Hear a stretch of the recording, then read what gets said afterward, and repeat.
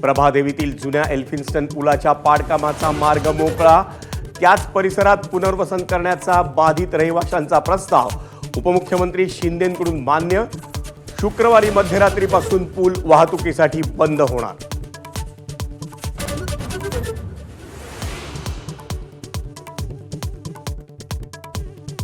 नवी मुंबईतील पोलीस दलात खळबळ. नेरूळमधील पोलीस अधिकाऱ्यानं आपल्या लहानगीला स्टेअरिंगवर बसवून बनवलं रील, तर रबाळ्यातील पोलीस शिपाई बेपत्ता असल्याची माहिती. सानपाड्यातील पोलीस शिपायाची आत्महत्या.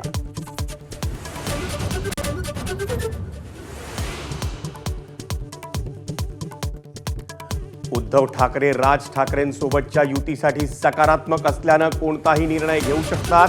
बाळा नांदगावकरांचं मोठं वक्तव्य. तर मनसेला मवियासोबत जाण्यासाठी विचारसरणीचा अडसर असल्याचंही स्पष्ट.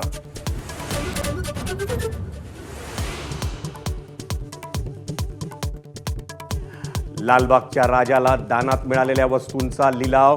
गणेशोत्सवाच्या काळात बाप्पाच्या चरणी कोट्यवधींचं दान.